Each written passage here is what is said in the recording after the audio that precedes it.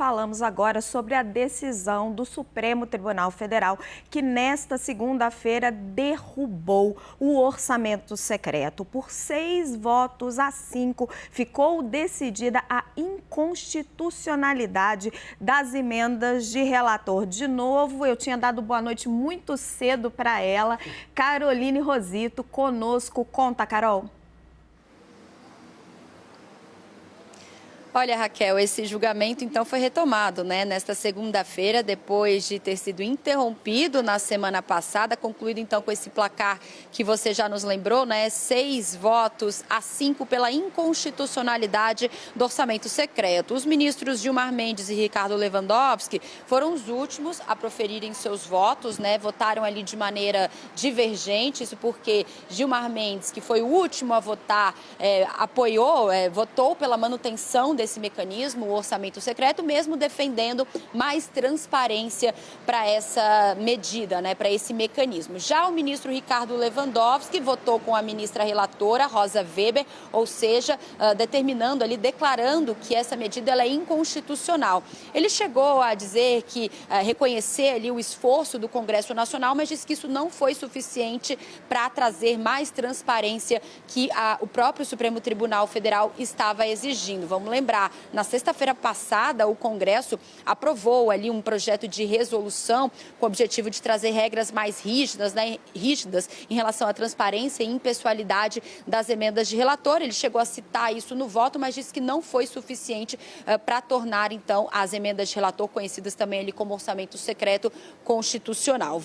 O orçamento secreto, Raquel, foi questionado por partidos da oposição sobre essa questão da transparência. Ainda no ano passado, em novembro do ano passado, Rosa Weber decidiu bloquear o pagamento dessas despesas, depois até flexibilizou, voltou atrás em relação à sua decisão, liberando esse pagamento, mas agora, então, essa decisão foi levada para o plenário da Corte, que ficou, então, encerrando esse assunto no placar de 6 a 5. Hoje à tarde, o relator geral do orçamento, o senador Marcelo Castro, teve uma reunião, um encontro ali direto com o presidente do Senado, Rodrigo Pacheco, e disse que vai ter que fazer agora, claro, com essa decisão do STF, algumas adaptações no seu relatório do orçamento, principalmente redirecionando, redistribuindo aqueles quase 20 bilhões de reais, 19 bilhões de reais que estavam destinados à emenda de relator, agora, segundo ele, para emendas de bancada e emendas de comissão, que tem um caráter ali nacional, que podem ser colocadas em áreas da saúde, educação, investimento, cidadania, segundo explicou o relator do orçamento. Isso será feito agora no seu relatório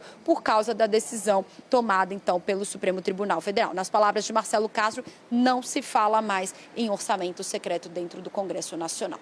Eu volto com você. Obrigada, Carol. Agora não se fala mais em emendas de relator, só em emendas de comissão. Daqui a pouquinho eu explico mais isso, mas vamos dar uma olhadinha primeiro no Rio de Janeiro, aí a porta do presídio de onde deve sair daqui a pouco o ex-governador Sérgio Cabral rumo à prisão domiciliar em Copacabana. Cabral, que é o último preso da Operação Lava Jato, estava em prisão preventiva já há 6 anos. E como não houve o trânsito em julgado, na sexta-feira o ministro Gilmar Mendes deu o último voto que determinou a sua soltura e a ida para a prisão domiciliar. Então estamos aguardando por isso. Já já o repórter Pedro Duran, que está lá a postos, volta com mais informações. Como a Carol estava contando, o Congresso Nacional já está montando a sua reação à movimentação do STF de extinguir o orçamento secreto. Em 2023, todo esse dinheiro, os quase 20 bilhões de reais, vão ser redirecionados para o que se chamam de emendas de bancada ou emendas de comissão. As comissões temáticas, justiça, saúde, educação, agricultura, vários outros temas, têm os membros indicados pelos diversos partidos. E eles fazem uma série de requisições para o relator do orçamento, que geralmente não atende quase nada, mas agora ficou aí quase 20 bilhões de reais no limbo. E Marcelo Castro prometeu atender os parlamentares agora pelas vias das emendas de comissão. Resta saber se as emendas de relator vão se transformar em emendas de comissão e continuar na mão do Congresso nos anos que vão vir depois, 2024, 2025, se o Congresso já achou uma porta. Vamos lá para o nosso debate. Eu recebo aqui, conosco o Cléver Vasconcelos. Cléver é promotor de Justiça de São Paulo, professor de Direito Constitucional. Boa noite, meu caro, muito bem-vindo ao nosso debate. E começo logo com você. O Supremo toma a decisão, placar apertado 6-5, de declarar inconstitucional o orçamento secreto. Na sua opinião, a decisão foi acertada? Foi acertada. Antes de mais nada, é bom que a gente analise a natureza jurídica do orçamento. O orçamento é uma lei federal, e ela é submetida ao controle de constitucionalidade. Significa dizer que o Supremo Tribunal Federal, pelo princípio da inafastabilidade da jurisdição, pode e deve, se provocado, se pronunciar sobre alguma inconstitucionalidade ou não dessa norma. O que aconteceu? Qual foi o foco da questão? Que haviam emendas secretas aonde se destinavam valores que poderiam ser gastos sem se comprovar esse gasto. Isso fere dois princípios do artigo 37 da Constituição: o princípio da publicidade e o princípio da impessoalidade. O Congresso Nacional, é bom que se diga, ele tem todo o poder e a independência de manipular o orçamento. É dever dele, é função dele. Agora, essa manipulação do orçamento, que não pode acontecer, é que seja uma manipulação secreta. Porque na hora em que nós pagamos nossos impostos, nós nos declaramos através do CPF, do CNPJ. Agora, é importante que esse dinheiro que seja arrecadado seja justificado para quem vai, para onde vai, para que a população possa receber a prestação de contas desses valores. Então, o Supremo Tribunal Federal, ele não está falando, não, você não pode, Congresso Nacional, manipular o orçamento. Não. Ele diz que pode, mas pode de maneira transparente e pessoal, para que a população possa justificar se o dinheiro ali chegou e chegou de forma justa a providenciar o bem-estar da sociedade. Esse é o ponto. Para muitos constitucionalistas como o senhor, era muito evidente, como o orçamento secreto fugia à Constituição, porque ele não tinha transparência, não era a boa gestão pública e não estava bem dividido entre os partidos. Agora, Hélio, jogo uma outra questão para você. No seu voto, a ministra Rosa Weber ela chegou a dizer que o orçamento secreto era o sucessor do esquema de propina do PC Farias e do mensalão, no sentido de que se a finalidade era espúria, não é um problema o mecanismo ser legal, já que a finalidade, o objetivo final era espúrio. Você acha que ela exagerou ou ela estava correta? Acho que ela exagerou um pouco. Pelo menos o orçamento secreto está referendado pelas regras do Congresso Nacional, não é algo debaixo dos panos.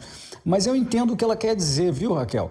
Porque é uma finalidade de comprar uma certa base de deputados para algum fim interno da casa, talvez para reeleger o presidente da casa, atender um certo direcionamento de legislação e concentrar mais poder nos caciques dos principais partidos, em especial o próprio presidente da casa. Então, eu acho que sim, isso aí me parece, Raquel, que isso não cabe num país decente, esse tipo de emenda, fatiamento. Eu queria complementar o que foi falado, dizendo o seguinte: existe uma diferença entre o orçamento, que é aprovado pelas duas casas num processo grande de discussão, de direcionamento daqueles recursos para certas rubricas, áreas, etc., de algo que é feito numa casa só, repartido para alguns deputados, para eles determinarem o que vão fazer com esses recursos no seu reduto.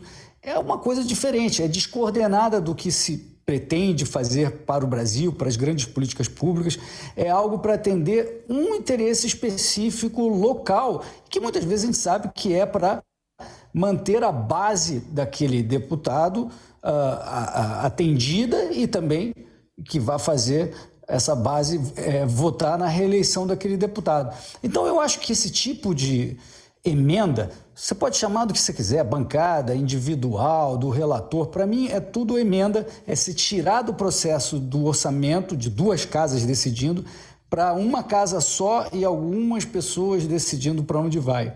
Então, esse processo me parece que deveria ser pequeno. E era pequeno até muito recentemente. A soma dessas emendas, que eu nem sei qual é, a Raquel, por favor, se souber, Raquel, diz pra gente qual é o total de todas as emendas, né? Porque 19 bi é só essas do relator que foram proibidas hoje. Mas a soma de todas as emendas é um dinheirão. Se fosse, por exemplo, 15 milhões de reais por ano, 10 milhões de reais por ano, para cada deputado e distribuído igualmente entre os deputados, que não é, a gente sabe que não é, e isso daria, sei lá, 7 bi, 8 bi, alguma coisa assim. Mas me parece que essas emendas são de um montante muito maior e desvirtuam o processo do orçamento. Raquel? Hélio, é muito dinheiro e proporcionalmente ao que a gente tem disponível no orçamento e o que é feito em outros países, fica maior ainda. Agora, Felipe, quero trazer uma outra questão para você. O STF toma uma decisão, na visão de muitos juristas, correta, acaba com o mecanismo criado no governo Jair Bolsonaro, que funcionava na prática para compra de apoio parlamentar, mas num momento em que ele desequilibra as forças. Ele favorece o governo eleito de Luiz Inácio Lula da Silva e deixa Arthur Lira no córner. Ele agiu politicamente? A decisão, a meu ver, foi uma decisão técnica. Aliás, eu gostei muito do voto da ministra Rosa Weber. Ela ali coloca nas palavras certas, que a gente estava comentando aqui, que o Hélio também comentou, que é o seguinte: por que ela votou contra? Ela menciona assim, porque falta transparência, não respeita o critério da impessoalidade, nós precisamos saber quem é, tá certo? E ela ainda diz da imoralidade. E é exatamente isso que é o orçamento secreto. Você usou um artifício constitucional que era para corrigir pequenos erros do orçamento e transformou num poder absolutista do presidente da Câmara para distribuir emenda, dinheiro público, sem nenhum critério, a não ser o critério do favorecimento político que o presidente da Câmara gostaria de dar aos seus principais aliados num ano eleitoral. Ou seja, é totalmente contrário aos princípios da transparência, da impessoalidade e da moralidade com o dinheiro público. Porque nas emendas individuais, nas emendas de bancada, nós sabemos para onde o dinheiro está indo, nós sabemos exatamente o valor das emendas e é isso que o contribuinte espera. Ele quer saber o que está sendo feito com o dinheiro dele. Então, a decisão está correta. O que me chama a atenção é que teve 5 votos contra. É isso que me choca, não é um 6 a favor, são 5 contra. Felipe, eu ia falar exatamente isso.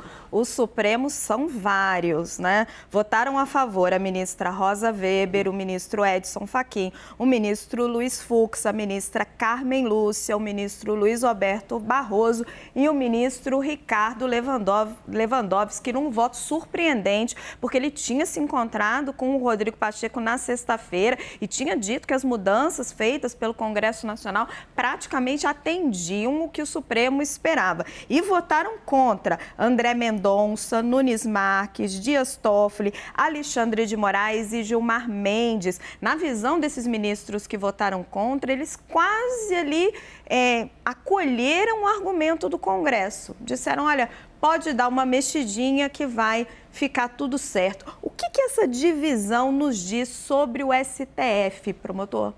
Olha, Raquel, Felipe e os demais, eu penso da seguinte forma: assim como nós imaginamos o Congresso Nacional, o Parlamento, o fenômeno da colegialidade, né?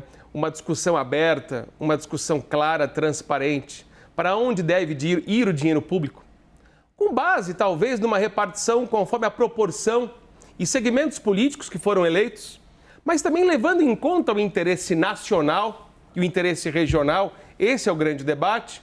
Isso acontece também no Supremo Tribunal Federal, que é um órgão plural.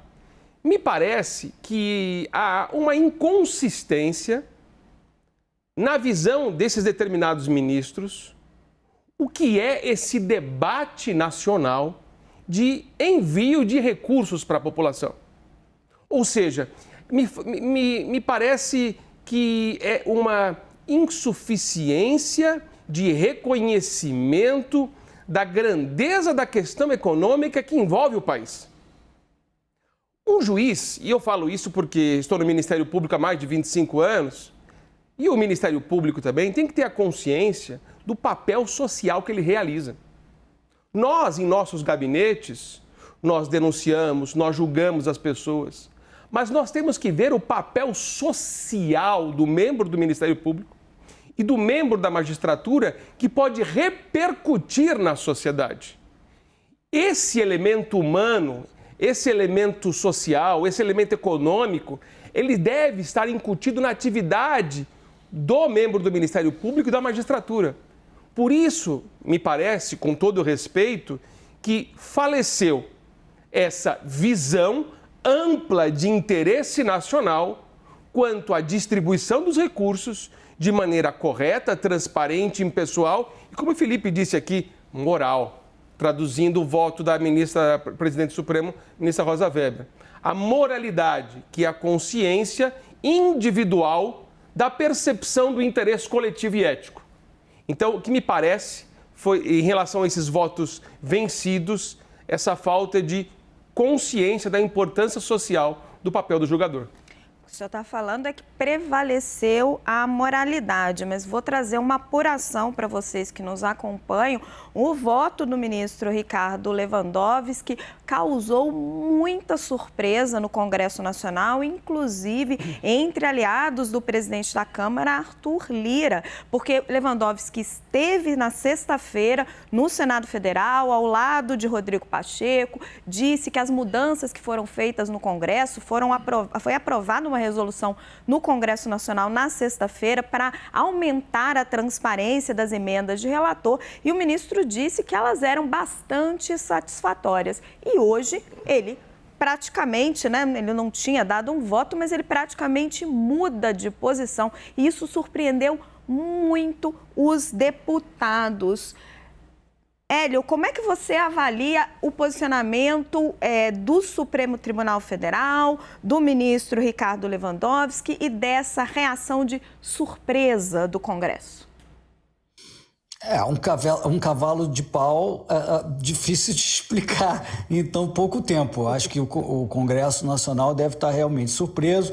Eles tentaram articular uma negociação para, quem sabe, sob novas regras, as emendas de relator serem aceitas pelo Supremo e o ministro Lewandowski mudou de opinião e houve então uma acusação de que ele agiu politicamente depois de conversar com o Lula e tal. Isso tudo é muito estranho, né? A gente espera que o Supremo Tribunal Federal haja tecnicamente, de acordo com o que dispõe a Constituição, e eu concordo com a decisão no final de todos os votos dos ministros de que a gente não deveria ter emendas de relator e, na minha opinião, não deveria ter emendas de nenhum tipo, salvo um pequeno montante, como eu já disse antes. Então, eu concordo com a decisão, mas me parece sim, e eu acho que a gente não precisa se ater apenas a essa decisão, me parece que o Supremo Tribunal Federal está tomando decisões politizadas, de ativismo. Em países desenvolvidos, o judiciário tende a ter uma atitude de judicial constraint, ou seja, uma contenção judicial, de não entrar em assuntos que são mais propriamente de outros poderes ou que não se espera do Supremo decisões todo dia. Eu sei que tem a complicação de nossa Constituição deliberar sobre muita coisa, como o Felipe mencionou, Mas aqui a gente hoje aqui discutindo 3 assuntos, seja o Cabral, seja a decisão do Gilmar sobre o estouro do teto do Gilmar agora, seja essa decisão das emendas, é tudo o Supremo num dia só, a gente só está falando do Supremo, o Supremo agindo o tempo inteiro. Então isso é que me surpreende, eu acho que não era assim até bem pouco tempo atrás, essa coisa está mudando e isso, sinceramente, precisa ter uma contenção, aí uma contenção ao judiciário, uma contenção externa, que possivelmente tenha que vir, viu, pessoal, do Congresso Nacional, porque é o único que pode mudar as regras. Então, se o Supremo está agindo demais e isso não está bom, que o Congresso Nacional haja e mude essas regras. Eu acho que é preciso, chegou a hora disso, porque esse negócio não está equilibrado.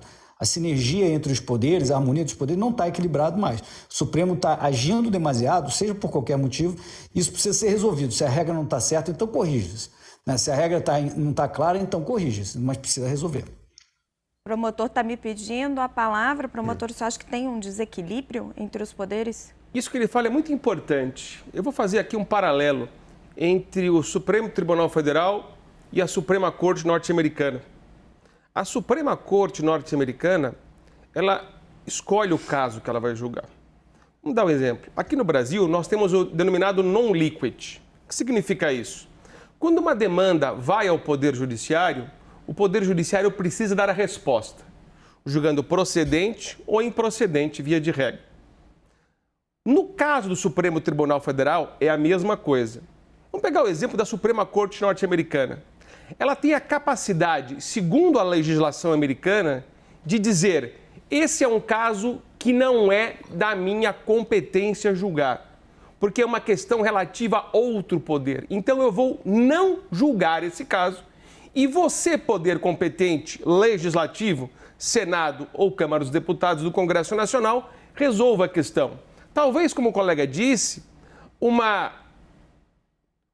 retomada de rumo constitucional, uma correção de rumo constitucional, de dar a possibilidade do Supremo Tribunal Federal se pronunciar como a Suprema Corte Americana, dizendo: não vou julgar esse caso, porque esse é um caso da autonomia e independência do Congresso Nacional.